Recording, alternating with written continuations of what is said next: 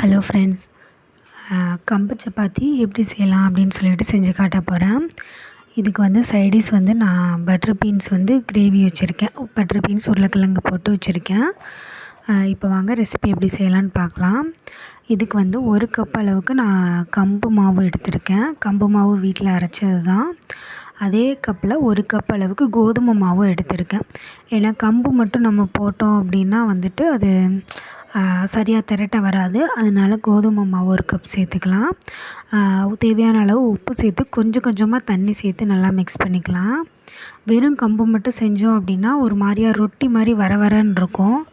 அது மட்டும் இல்லாமல் மாவும் வந்துட்டு நமக்கு திரட்ட வராது. அதனால வந்துட்டு கம்பு மாவு கோதுமை மாவு 2மே சேர்த்துக்கலாம்.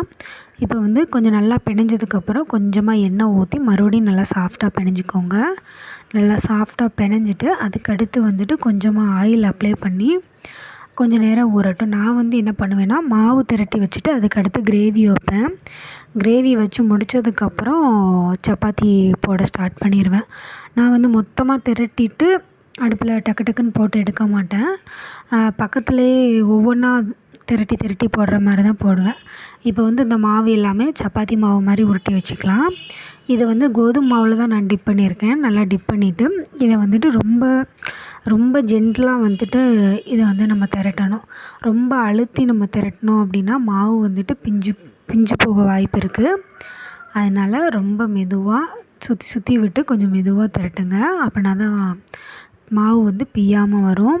அப்படி இல்லைன்னா மாவு வந்து பிஞ்சு போயிடும்.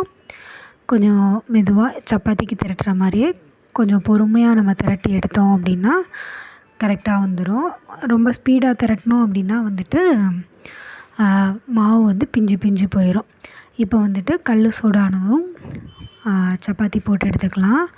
நான் வந்து எப்போதுமே சப்பாத்திக்கு வந்துட்டு ஆயில் போட மாட்டேன். மாவு மிக்ஸ் பண்ணும்போது ஆயில் சேர்க்குறதோட சரி, தனியாக எண்ணெய் ஊற்றி செய்ய மாட்டேன். நீங்கள் எண்ணெய் வேணும் அப்படின்னா எண்ணெய் அப்ளை பண்ணிவிட்டு நீங்கள் செய்யலாம்.